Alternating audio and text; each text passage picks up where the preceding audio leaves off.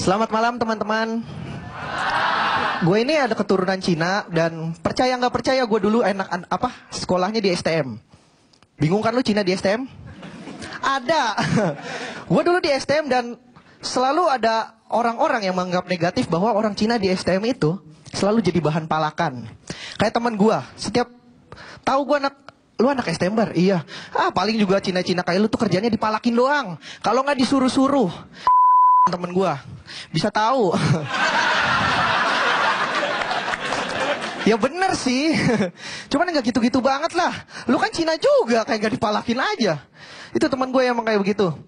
Dan ketika anak STM, anak STM emang kerjanya tuh malakin orang. Gue termasuk yang paling sering dipalakin. Dan termasuk yang paling sering gak pernah ngasih. Gak pernah bawa duit. Sekalipun bawa, duit gue selipin di kos kaki. Jadi kalau misalkan diperiksa dapat, paling gak duit gue bawa kaki. Itu ya. Dan anak STM juga kerjanya tawuran. STM gue tuh termasuk yang paling sering tawuran. Sering banget tawuran. Dan termasuk juga STM gue yang paling sering menang ketika tawuran lawan STM lain. Ketika STM lain tawuran ngelemparin batu, STM gue ngelemparin kertas. Batu sama kertas menang mana? Kertas. Menang STM gue.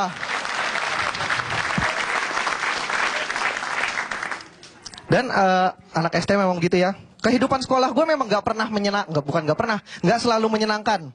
Gue waktu SD termasuk paling punya teman paling sedikit. Gue punya teman sedikit dan teman gue ini yang satu ini sombongnya minta ampun. Jadi gue setiap ke rumahnya manggilin, dia gak pernah mau keluar. Dedi, main yuk. Gak mau keluar. Akhirnya gue diem di depan rumahnya, gue hahahin, baru keluar. Teman gue keong. Gak punya teman gitu ya, temannya kamu keong. Aduh sedih banget. Dan tapi ketika SMP teman gue agak banyak. Dan salah satu teman SMP gue sekarang udah mau nikah. Gue agak sedih sebenarnya. Dia umurnya masih muda, umurnya baru 21 tahun. Dan dia udah mau nikah. Gue agak sedih karena gue punya pacar aja belum. Dia udah mau nikah. Gue sih nggak masalah gitu, tapi gue agak sedih aja dia nikah secepat itu. Gue tanya kan, lu yakin udah mau nikah? Umur lu masih muda kan, perjalanan hidup lu tuh masih panjang. Tolong coba dipikir-pikir lagi. Loh, temen gue nanya, emang kenapa? Masalahnya apa? Gue udah mapan, gue punya pekerjaan. Masalahnya apa lagi? Masalahnya calon lu tuh laki.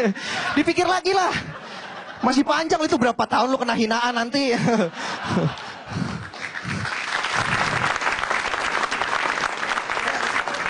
Temen gue memang aneh ya, bukan pilih-pilih. Dan kalau ngomongin nikah itu ya, ketika nikah katanya emang kalau nikah tuh tunggu siap aja, tunggu mampu. Kalau udah mampu baru nikah, gak usah nungguin rezeki, harta atau apapun, gak perlu. Karena ketika lo nikah cepat atau lambat, rezeki itu akan datang dengan sendirinya, bener gak? Itu terbukti dengan teman gue, ada teman SMA gue udah nikah, usahanya sekarang semakin maju ya, maju banget. Ada 4 meter. Usahanya nutupin jalan sekarang. Digusur warga. Ada satu hal aneh lagi yang paling sering gue dengar adalah peraturan dibuat untuk dilanggar. Ada yang setuju nggak di sini? Ada yang setuju mungkin peraturan dibuat memang untuk dilanggar. Tapi ada yang nggak setuju. Gue termasuk orang yang setuju. Kenapa? Karena gue pernah ngeliat satu peraturan yang memang seharusnya ini dilanggar aja, nggak harus diturutin. Peraturannya adalah begini. Ketika gue masuk ke toilet di salah satu minimarket, tulisannya adalah mohon jaga dan pastikan agar lantai tetap kering dan bersih. Ketika gue masuk itu basah. Basah dan kotor. Yang tadinya gue mau kencing, akhirnya gue harus ngepel. Itu kalau gue nurutin. Habis ngepel selesai, gue kipasin. Wah selesai juga akhirnya. Jaga di depan. Awas masuk lo, gue habis ngepel nih. Nggak enak. Tadinya ya kalau misalkan kencing itu cuman nggak butuh 1 menit, gara-gara ngelakuin peraturan itu jadi setengah jam. Lu bisa bayangin nggak kalau misalkan peraturan itu ada di semua toilet? Lu lagi study tour, berhenti di rest area, lu masuk WC-nya kotor, lu ngepelin, ngipasin, pas keluar bisnya udah nggak ada. Ditinggal lu pulang gimana lu? Paling duitnya dari jagain WC buat ongkos pulang. Dan salah satu hal yang aneh lagi yang paling sering gue lihat adalah ketika orang nelpon tapi sambil nunjuk-nunjuk. Lu sering lihat gak sih? Halo, mau kemana? Ke rumah gue. Iya lurus aja, habis lurus lu belok kanan. Itu nunjuk-nunjuk gak ada gunanya. Gue sering banget ngeliat itu, terutama nyokap gue. Nyokap gue melakukan hal itu. Itu hal yang sangat berarti nyokap gue enggak Bisma. Gue sering banget ngeliat nyokap gue ya. Gue praktek ini. Cara nyokap gue nelpon. Jadi dia telepon. Waktu itu ada telepon dari temannya mau ke rumah. Halo, mau ke rumah gua? Iya, nanti lu dari perumahan nih, dari gerbang lu lurus. Habis lurus belok kanan. Tuh nanti ada bundaran. Habis ada bundaran lu lurus lagi. Lurus ada patung gede, lu belok kanan. Sekarang gini, gue mau nanya, gunanya itu apa? Nggak ada kan? Gue takut ya ketika lagi ngomong begitu dan orang yang ditelepon sama nyokap gue itu nggak ngeh. Maksudnya nggak nyambung lah, otaknya agak-agak Jadi nangkapnya lama, gue takutnya nyokap gue kesel sendiri.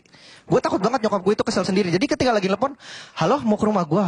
Iya, nanti dari gerbang perumahan lu lurus. Belok kanan, habis itu ada bundaran, lu lurus.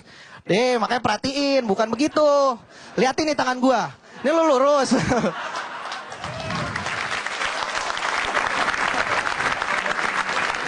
Habis lurus nih ada bundaran, belok kiri. Nih, perhatiin nih ya. Gue jelasin benar-benar sekali lagi.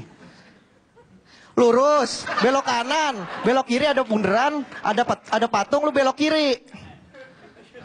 Paham gak tadi? Itu nyokap gue begitu. Selamat malam, gue Bari, terima kasih.